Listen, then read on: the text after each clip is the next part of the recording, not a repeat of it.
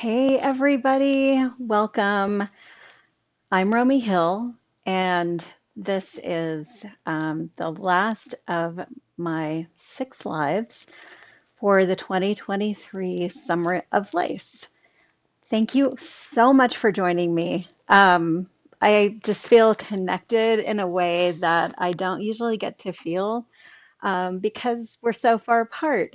So I've really, really enjoyed having you all here and doing this whole thing. And I hope that it's actually been helpful and that it's maybe answered a lot of your questions that you've had.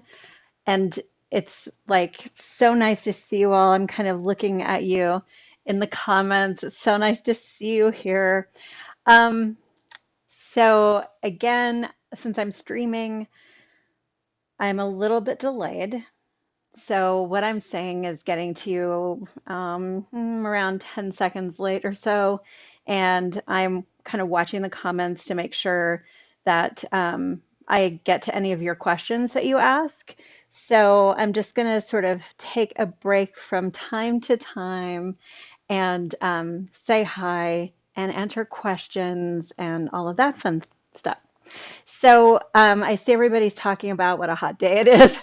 I am in northern Nevada, so and I'm on it's the eastern slope of the Sierra Nevada mountains. So I'm at around 5,500 feet, and we have also been having hot weather, but I don't think as hot as yours. So we have not gone past 100 Fahrenheit. So so far so good, I guess. Like as good as it gets.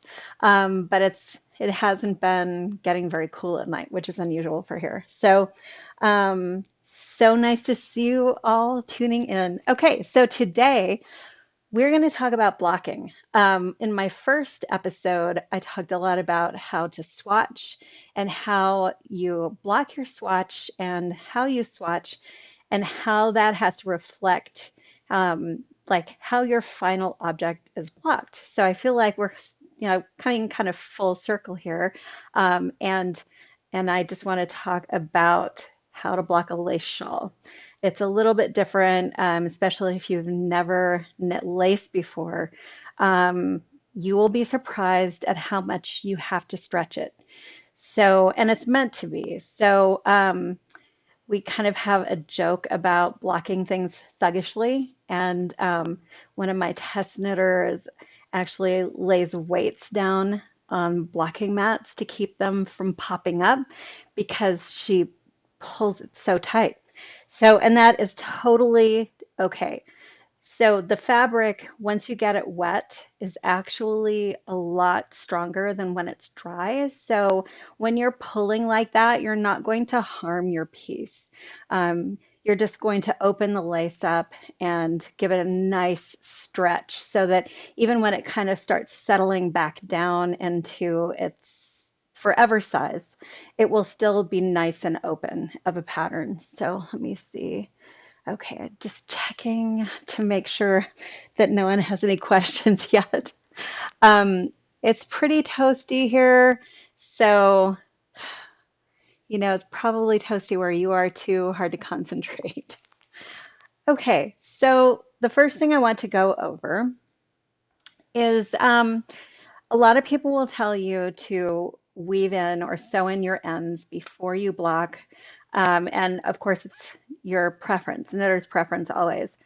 But I always wait until after I have blocked my shawl because that way I can tell whether or not I'm going to sew in the ends too tight. So, and I do actually sew them in, so I don't really weave them in, and I will show you later um, what that looks like. So you don't necessarily have to use wool wash, but I really like wool wash. This is my favorite one, Kookaburra, and it's just my favorite one because I love the way it smells. So I don't think it's any better or any worse than any other wool wash. So I just am sensitive to smells, and this one smells really fresh and it has a really nice smell to it. And it also has tea tree oil and lanolin in it. So the tea tree oil gives it a little bit of a deterrent to any bugs that might be around. So just kind of checking in. Okay. Oh, and I did mean to say I had a little tiny impromptu live yesterday, and it was just about a couple of stitches that there was a question in the last live, and so I wasn't really expecting anybody to be there, but I think like six of you made it, which is great. Um, so I started making a video to show what it looked like, and then I thought, okay, I really just need to do some more explanations. So if you were knitting Morning Trail, take a look at that, and that might help you with a couple of the stitches in there. Okay, so whatever wool wash you choose, and this is like I'm not sponsored by them or anything. Like I just love the smell. So whatever wool wash you use, make sure that you wash it out entirely.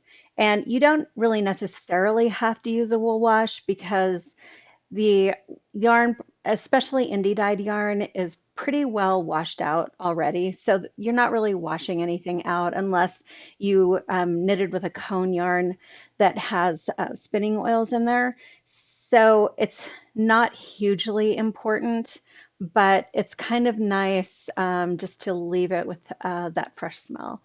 Make sure you wash it all out. I made the mistake one time of leaving it into, I guess, kind of a more susceptible yarn and it oxidized. So it changed the color a little bit. I was able to wash it out, but for a while I had a little bit of a panic attack because it had oxidized and it changed the color a little bit on one side of it, even while it was packed away. So just be careful, wash it out completely, and you should be fine. So the other thing I want to talk about before I start showing my hands and everything, um, so I have a lace club. And some years ago, I sent out this really beautiful red yarn from Miss Babs, and it was for this shawl here. It's called Red Brush, and it's so this is the shawl. And one of the people in my club who is incredibly like just a total sweetheart about this, she washed her finished shawl in hot water and she agitated it a little bit, even though it was hand washed and it felted. So she said she just wanted to make sure that other people know about that and not to do that. So she sent me her semi-felted shawl so I could show everybody else what that looks like and what can happen if you if you wash your shawl in like super hot water with soap, and it's a non-super wash and like a feltable wool.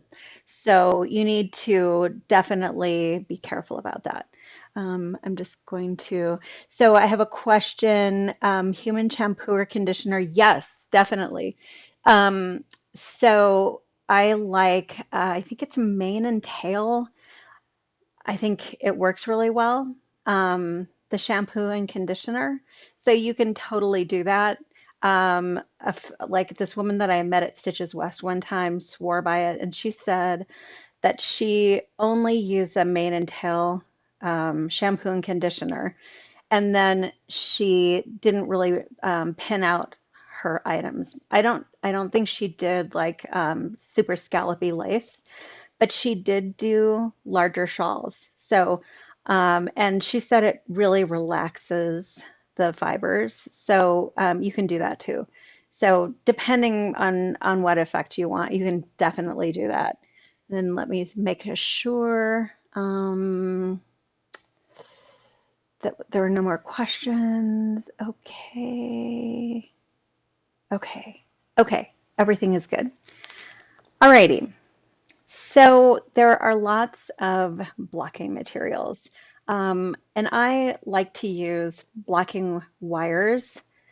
So, and I will show these up close when I go to my hands. So I kind of cut these down just so I could fit them in the frame. And this is TIG welding rod. So it's at about a 14 gauge and it's 100% stainless steel. And I got these just at Ace Hardware, like, you know, maybe 20 years ago. I don't know, a long time ago. And they last really well. And because they're not plated, you don't have to worry about any like imperfections in the plating. You don't have to worry about anything rusting or just kind of chipping off or anything like that. So I highly recommend TIG, TIG welding rod, and it's 100% stainless steel. You can get it at hardware stores, and I've also seen it on Amazon.com. And it comes in, or mine came in just a tube of, I think it was about 20 pieces, maybe 30 pieces. It was a good amount. So, highly recommend it. Lasts forever. It's fairly straight, but it is flexible enough so that you can bend it a little bit and bend it back. And it doesn't have metal fatigue. So, I highly recommend. The other thing I love is my flexible blocking wires here. And these are from a company that no longer exists. But if you go onto Etsy and just search for flexible blocking wires, there are a couple of stores who actually do sell them. And also on Amazon, you can find them. So, and possibly your local yarn store. So, I think they're a little rarer or more rare than what you would usually find, but there's a possibility. So, definitely check around. Always check your local yarn store first. Support local. Yay! Okay. And T-pins, of course. So I have T-pins. You cannot have too many T-pins for blocking lace. So you're always going to use more than you think that you're going to use because you'll probably be pinning out a bunch of little scallops. So all the T-pins all the time. And then another one of my favorite little things, it's these knit blockers from Knitter's Pride. And disclaimer, they did actually send me these as a gift. So, but they are so freaking amazingly wonderful. They look like this. They're like little combs with teeth, and you can just place them along the edge to make a straight edge. And I love them dearly. I have like 3 boxes of them, and I know that there are other people who make them too. They have stainless steel teeth, which is really nice. So, highly recommend. Okay, and let me see, just looking over here. Oh, so a comment is that there are flexible welding rods too. That sounds great. I'll have to look for those. Okay, so, and then how would you use the flexible wires versus the more sturdy ones? I will show you. It's all about the number of pins that you use. So mine are like super flexible. So yeah, I will show you that. And then I embarrassingly, so here's one of my samples. This is from a while ago. It's called Grow. So I never wove in the ends. So I'm going to show you how I weave in ends on this shawl. And I would love to tell you that, I knew that this live was coming up and I knew that I would need to show you how to weave in ends. But no, I just never got around to weaving in the ends. So I will show you that a little bit later. So let me click over here. I'm just going to transition so you can see. my flexible blocking wires. And you can see these are really flexible. So these are the thinner ones. And I actually use these to, and I stretch it really tight, but I just use tons of pins. This is what my T-pins look like up close. And this is what my nip blockers look like up close. So you can see there's a point at the end here. These are really nice for straight edges. But you need a lot of these if you're going to block the straight edge on a shawl. So I'm just going to show you a little trick to that.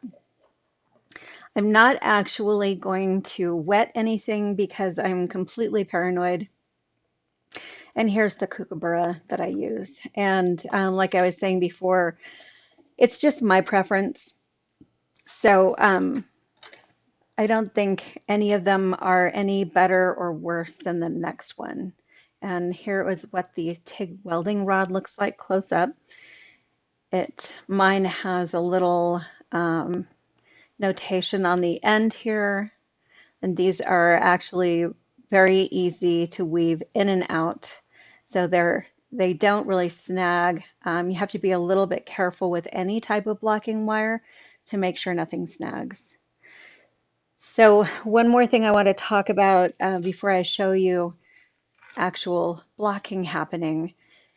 I use a lot of naturally dyed yarn. So I'm just going to grab this little ball. This is a little ball of yarn I had left over from one of my mysteries called Beautiful Together. And when I blocked Beautiful Together, a couple of my T-pins left little tiny purple spots.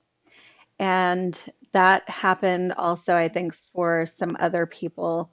And it turns out that some T-pins don't have a very good plating on them. So some of the stainless can actually interact with the dyes and cause discoloration.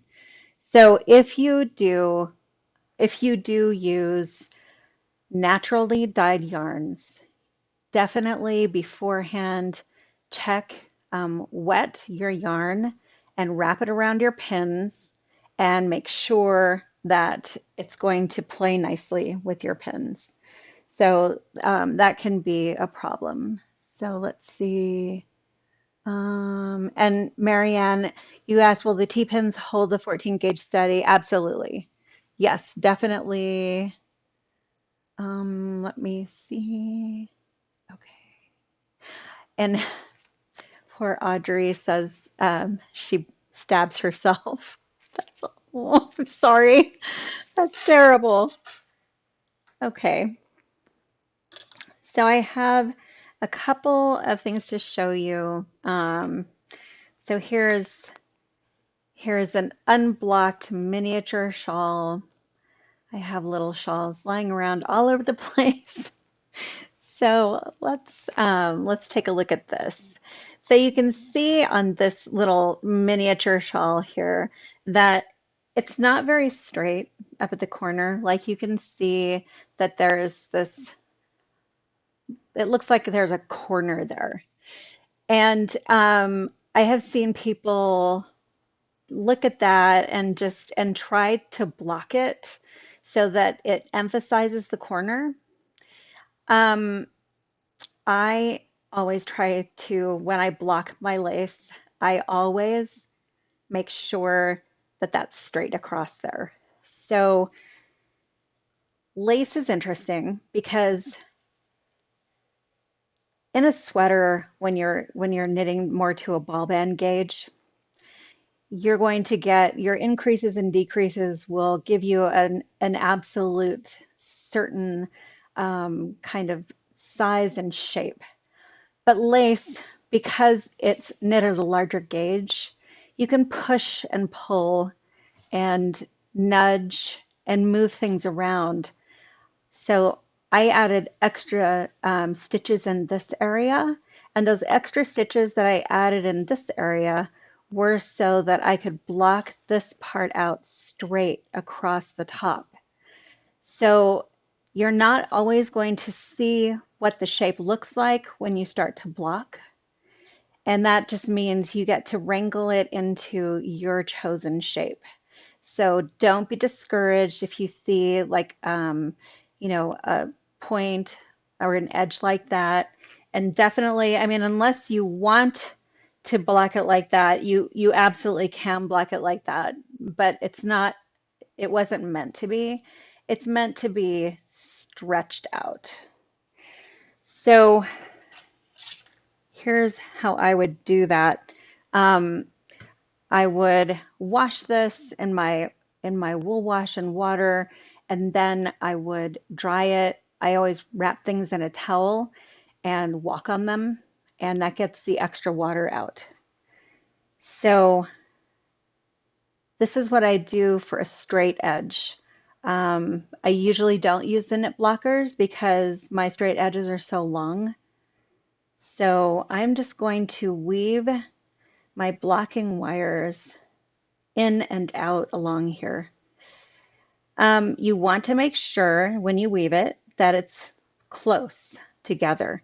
So you don't want to go long distances without part of this woven in. And that is because whatever you do when you block here, when you take the pins out, you're going to have that shape. So for instance, if I decided I wanted a scallop here or something like that, I could actually create kind of a little scallop just by blocking it out like that. So if you were to block the edges out that way, just like this, and kind of have it scalloped, that scallop would remain when you take the pins out. So in order to get a nice straight edge, I'm always going to be weaving in and out as close together as possible. So most of your blocking wires are not going to be long enough to go the whole distance across one of the edges. So that's not a problem. All you want to do is weave one in. Once that is woven in, you're just going to start weaving a second one in here. And as long as you make sure to pin it right at this area here, you should be fine. You won't get an extra point or anything. I do this all the time, and I just make sure that I pin it right at that point so that there's no extra little points and scallops that I don't want. Okay, so I'm just gonna continue along here. I generally do the top of my shawl first, and I am going to pin it out on this little blocking mat tile here. These are foot square, and you can get blocking tiles like this in lots of different places. So this particular one was from Knit Picks, I think many eons ago. I got it. I think I split some yarn here, but that's okay. Okay, so I'm just going to block this straight across the top. And what I generally do is make sure that the middle point of my shawl is lined up along the middle point of a seam in my blocking tiles. So I put them together, and it's easy to use the grid system to keep the shawl nice and even and in the correct proportions. So unlike in a sweater where you would be blocking to measurements, you're not going to block to the measurements shown in the pattern. So you are just going to stretch it until you like the way the fabric looks. So the first thing I do is I just put my pin up in the middle there, and I'm just going to make sure that I have the center. So here's the center. And I would usually use, well, I will actually use a flexible blocking wire. So hopefully I won't smack into anything with this because it's pretty long. But a couple of you were wondering how to use one of these because they are a lot thinner than your regular straight wires. So here's my flexible wire. And I've used these not only for a crescent shawl like this, but also for feather and fan. Like I've actually woven it in and out of the bottom of a feather and fan and made the scallops when I wanted the feather and fan just to have a kind of straight edge along the curves. Okay, alrighty. So here's what I usually do with my flexible wires. I choose the point that I want to make a scallop, and I just thread through each of those points where I would want the scallop to be. And I do that all the way across, and same thing with the flexible blocking wires. Um, if it's not long enough for the edge, which it probably won't be, just use several of them and it will be completely fine. Okay, so I'm going to pull this down and I'm going to pull this pretty hard here. So this is my center scallop right there. And I'm going to pin across the top. So I'm pinning this all the way across here.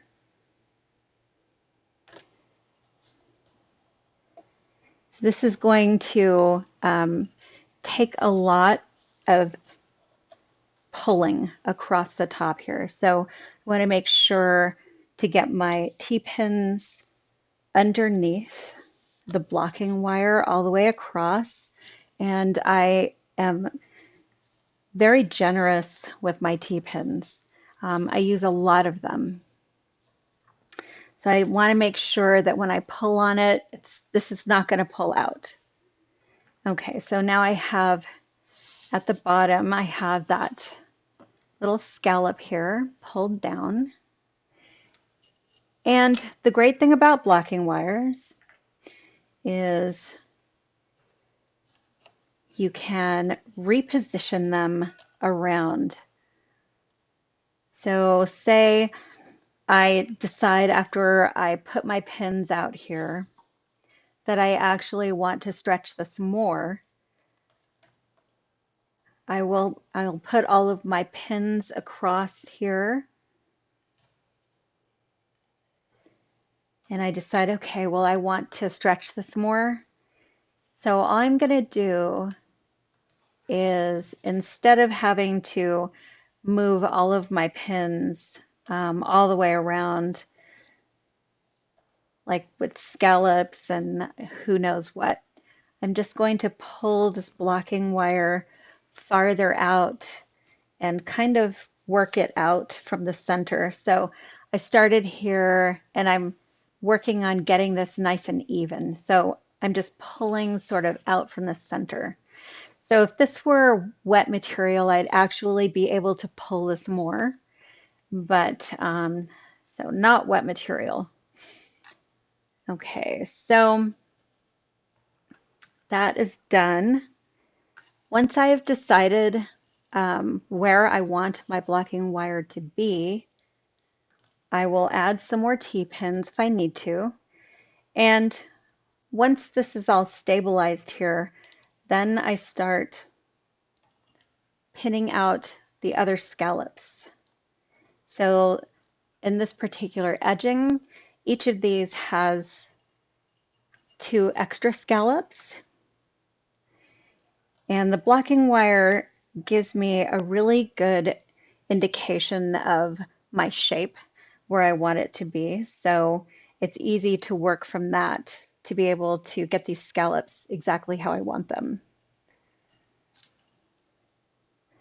So sometimes after I do this, I actually take the blocking wire out. So sometimes I just use it as kind of a marker to figure out where I want the scallops to be. And I just work out from the center every time I do this. Makes it much easier to judge if I'm doing this evenly and if I'm making my shawl nice and symmetrical. So I live in a very dry weather, which means that oftentimes my shawl has dried before I finish blocking this. So I do actually keep a spray bottle to help me moisten things. Okay. If you live in a super dry climate like mine, you can spray your wet shawl with some water with a little tiny bit of cornstarch in it, and that helps keep the block better. If you live in more of a humid area, I would not use cornstarch, but you can use just a tiny little bit of commercial starch, and that will help keep your block just a little bit more. Um, but it's really not necessary at all. This will actually stay very well blocked once it's dry. So you want to let it dry completely. So this is what it looks like here. So if I wanted to take this this flexible blocking wire out, I would just put a pin in each one of these scallops here. And I could take this out if I wanted to. So if you want to just leave it with just the pins and the scallops. So let's see, looking here. Yeah, oh, Cal, yes, definitely a problem in the North wet, the Pacific Northwest. So definitely. Okay. And JL Anderson says, I like to fold the symmetrical stuff in half so I can make the sides match. Absolutely. I mean, there's no right or wrong way. It's like what you come up with that is how you can work. Um, so I do want to say, like everything I show you, that I hope it's helpful, but I'm not telling you that it is the only way. There are lots of really awesome and amazing ways to do um, practically anything in knitting, which is one of the really fun things about knitting. Okay, so that's how I would block this. Let's check out starch. Yes, so Devoted to Knit says start on 100% wool. Yes, just a tiny bit. It's up to you. You don't have to use it, but it should be fine. So I'm talking about like super diluted. So not like starching a collar or something like that, but just a little tiny touch of it.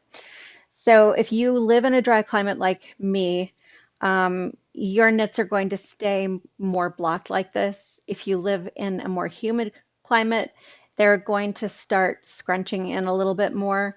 But even when they do that, you're still going to keep this openness of the lace.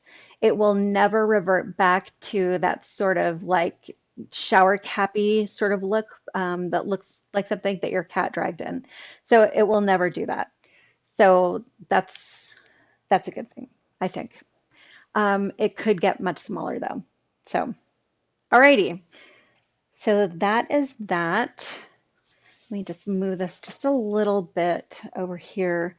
I did want to show you this because it's a little mini shawl that has that I-cord bind off at the top here. It's a reverse stockinette I-cord bind off.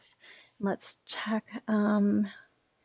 Yeah, so JL Anderson says if you're worried about a crease, a pool noodle, even, yes, definitely, definitely. That helps a lot. And I also have gotten like there's Amazon carries these little things that you can roll out your back with. So I've cut them in half and used those to block my stuff too. So like if you're blocking a lace garment or something like that, or sleeves or whatever, if you put a pool noodle or like a roller in there, like just a piece of styrofoam in there, that really helps a lot. Thank you for saying that. Okay, so I do want to show you this really cool thing here. Remember, this is a tube. So here's how you would block a shawl that has this cool little I-cord bind off across the top. So I'm just going to go in and out across here. So this is not at the I-cord tube yet, but here we are right at the tube here, and this blocking wire can go straight through the middle of this tube. So you can see on this side, it's gone straight through the middle of the tube. And this works on the larger shawls like this as well. So it's not just the mini shawls that you can do this with. And then you get a really nice, crisp, flat edge across the top just by putting that right through the tube. Enjoy, let's see. I'm not sure what pattern you're talking about, but I did use the sort of the styrofoam approach on a couple of my patterns on the sleeves. So you probably did a couple of maybe the Mesa sweater wrap. Um, I had a blocking picture, I think, with the like the styrofoam in the sleeves. So okay, let's see. Yes, definitely. I-cord is awesome. There's so many things you can do with I-cord. Okay, so let me move this aside so I can show you what it looks like, what my little felted issue over here looks like. I don't want to. So actually what I'm going to do first, since I have this set up, I'm just going to show you what I meant before about the scallops here. So sometimes I just like to use the blocking wire as sort of just a guide to make sure that everything is nice and round.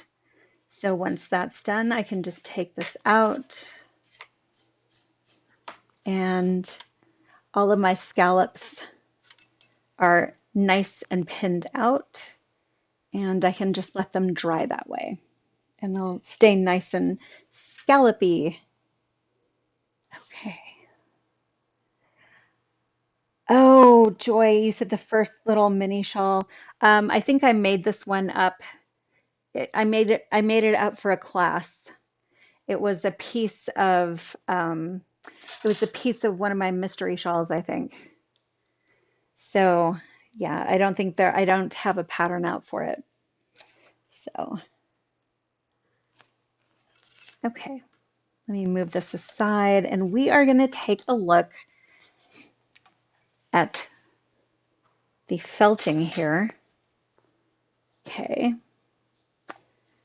so this is the felted material. It's a little hard to see.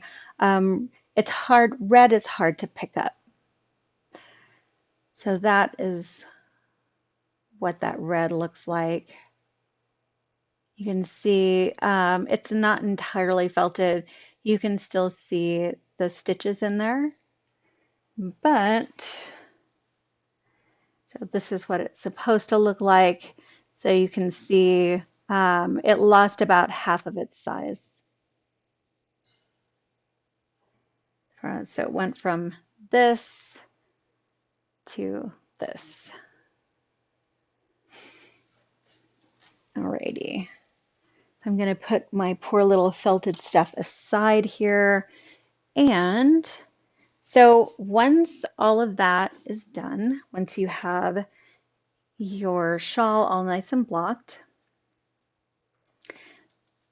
this is the time that I sew in my ends. So I actually use a sharp needle, so I don't weave them in. A lot of people I know for sweaters, they'll weave in and out of the stitches. In my opinion, lace is knit too loose to be able to do that, and your ends are just going to pop out. So I use a sharp needle like this, and I actually sew it through the strands of yarn. So let me see if I can actually thread this live. I did. That made my day. The day cannot possibly get better from now on. So here's the knot. That's the last thing that I did. And I'm just going to try to hide this. So just going to go in and out of the edge here. And I want to make sure that I'm not going to pull it too tight. So that's the big reason that I did not weave these in or sew them in ahead of time.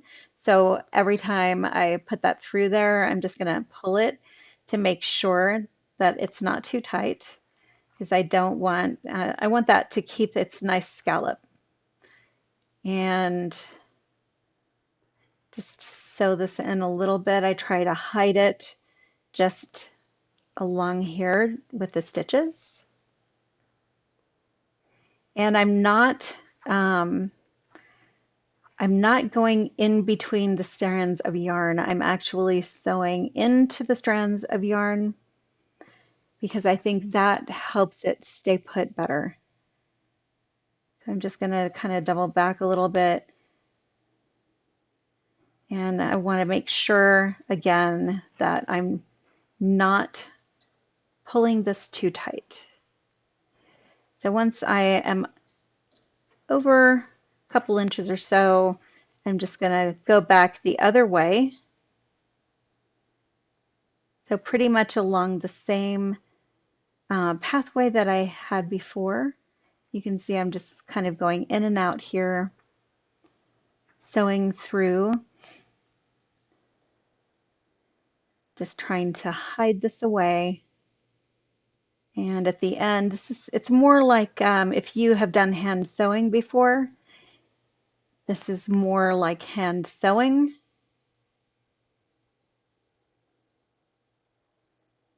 So this is a feltable yarn, but alpaca is still a little bit slippery, so just wanted to be a little careful there and make sure it was sewn in. And there you go. So that is basically what I do, except that for some reason I left a little piece out here because, you know, that's just the way my day's going. So if you do that, here's a way you can get rid of it. You can just clip it. So when I pulled on this, it didn't go anywhere. So since it didn't go anywhere, I'm just going to cut it off. Ta-da! All done. No one will ever know, except for all of you. I mean, but you know, 100 of my closest friends. So there you go. In my opinion, one thing about knitting is you have to just, sometimes you just have to let it go. Okay, and then here is my other end up here, and I'm not going to sew that one in here. I would just sew that in the same way. Okay, let's see. So I have done that. All right. So the other thing that sometimes happens is that you might possibly forget a bead or something like that. And in the spirit of letting things go, so here's how I do that. I just take a piece of yarn, if I'm going to use this, um, if I have more of the yarn that I used before, I will use that. So this is a little bit thicker, so I might actually just take one ply of it to do this. I'm just going to sew a bead in. So here's my trusty little needle here. I just want to make sure that the bead goes over the eye here, and it does. So what I would just do is just sew that bead in. Um, let's see, I'll find a little piece of yarn here and show you what I mean. I have yarn lying all over the place. So this is not actually the same yarn that I used, but it'll do.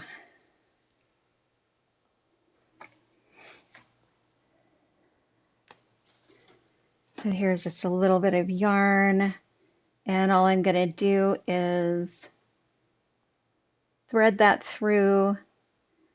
And if I wanted to sew on a bead here, for instance, I would just make sure that that is secured. Get my little bead here. And then just sew it in there. Because I am not going to take my whole thing out just to put a bead in. Okay, and then you just make sure you like the way it looks, and you can tie that off. But in my opinion, if someone is looking so close at your knitting that they notice that that bead is sewn in, then they should stand back. So it's all good. Alrighty. And then the other thing that sometimes happens is when you're blocking, sometimes you will find that you might have only gotten part of a strand of yarn and your stitch looks like it's about to pop or something like that. So if that happens and you notice it while you're blocking, all you need to do is just pin through the stitch that where the problem is, and then after it's dry, just sew that in. So I've done that especially on mohair, and it works really well. You can sew the stitch in and it will look as good as new. Okay, exactly, personal space. Yes, Joy, that works when your beads break too. Absolutely. Yes, if you ever have beads break on your shawl for some horrible reason, that is like the saddest thing ever. That works really well too. Just sew them on and you'll be good. Okay, so okay. I think I've covered everything that I can think of as far as the blocking goes, but if you have any questions, as always, I'm just gonna kind of blather on a little bit and wait and make sure that no one has any more questions. So I have loved doing these lives so much that I think I'm actually going to continue doing lives like once every couple of weeks just to answer people's questions and to kind of hang out with you all and just sort of be there and interact and see you all in the comments because I love when you guys come and kind of hang out with me. So let's see.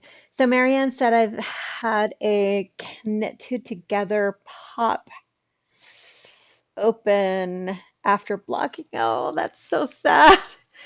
So I would just sew it together. Um, if it's popped open and one of the stitches has come out, sew that stitch into position where it needs to go.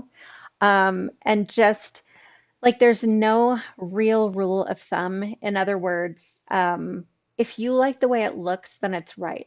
So when you're repairing your knitwear, only you can say if it's repaired correctly or not. If it works for you, then it's right. I, it's like, and if you sew that stitch in to where it should have been before, Usually you can completely hide it and you shouldn't have a problem with it. Okay, let's see. Yes, Audrey, definitely. We can talk about knitting lace in cotton or silk. Yes. It's pretty much the same. So if you're knitting in cotton or silk or linen is another one, they don't have the same type of stretch that and memory that wool does.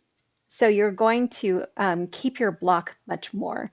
So basically, the biggest difference is going to be that once you block it out and stretch it and dry it, it's going to stay the same size for a long time.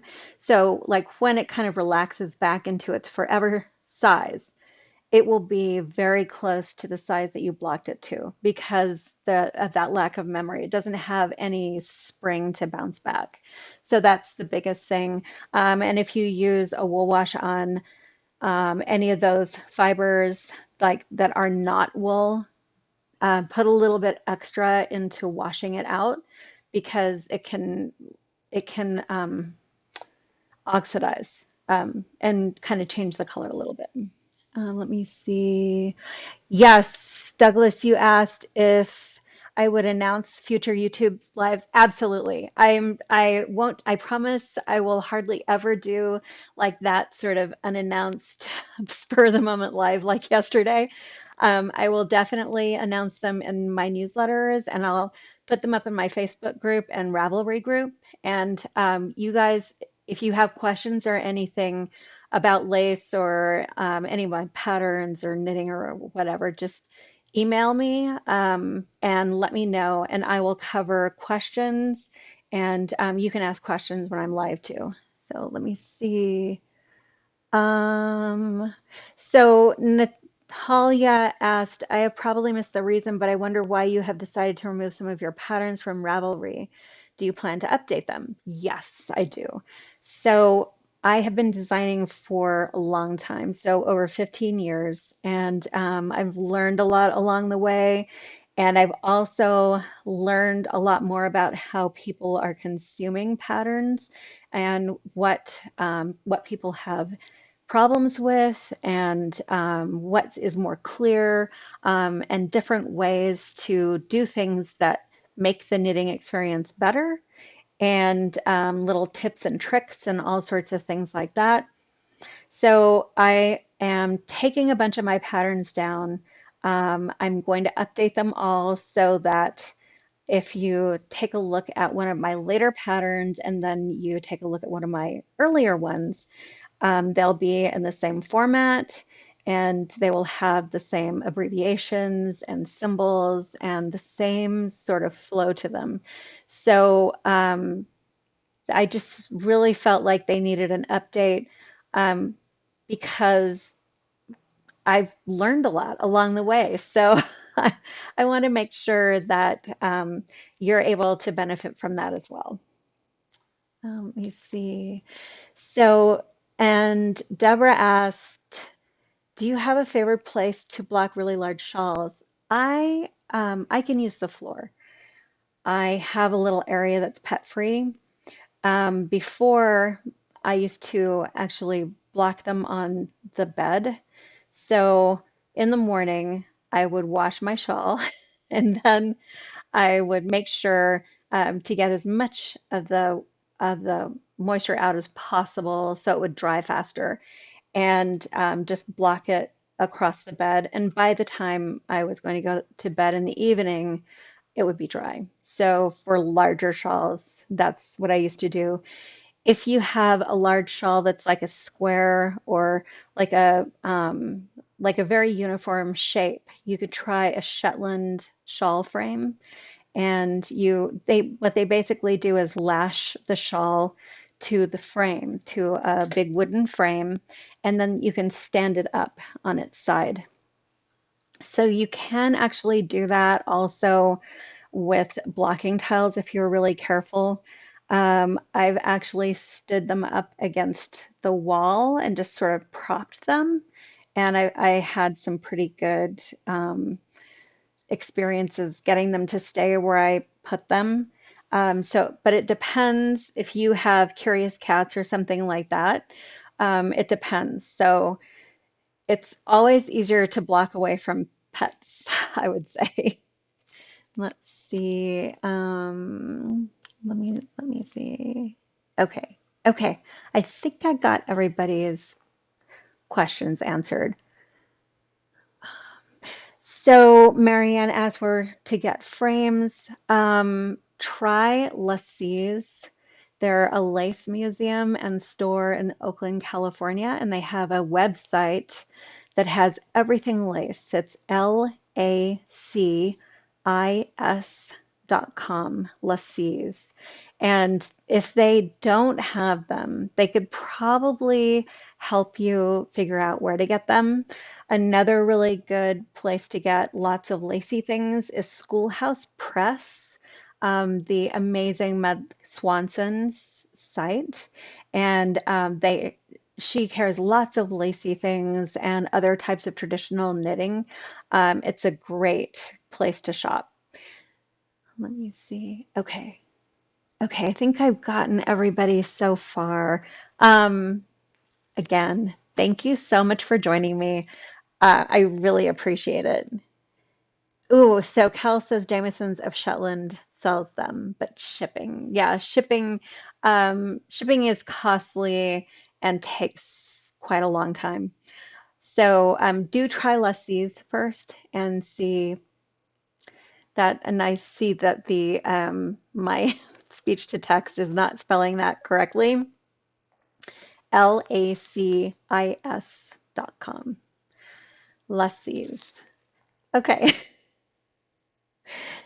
Alrighty. So I am, like I was saying, I'm gonna do more lives, and I'm also getting ready for the special skein knit along, and that's gonna be towards the end of August. And that is one skein project. So not necessarily, doesn't necessarily have to be lace, doesn't necessarily have to be a shawl, just like small things kind of, for that little transitional period. And let me see. Okay. So thank you. This has been wonderful. I've thoroughly enjoyed having you all here, and I hope that this has been helpful. I'm hoping to be a resource because I know that not a lot of local yarn stores have people who know a lot about lace. Um, and it's sometimes hard to find the knowledge. So I hope to continue to be a resource. And I will keep adding to my videos on YouTube. And then also, if you follow me on Instagram, I also make a lot of little how-to reels on there. And they're just like little nuggets to watch how to do little techniques.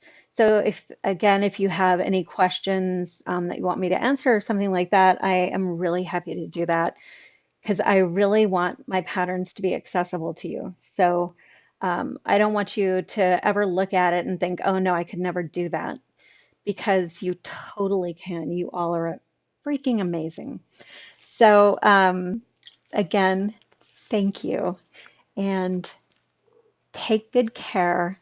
And I will see you soon, um, probably in a couple of weeks. So thanks, everybody. Thank you so much for joining me. And I will see you around social media. Bye bye.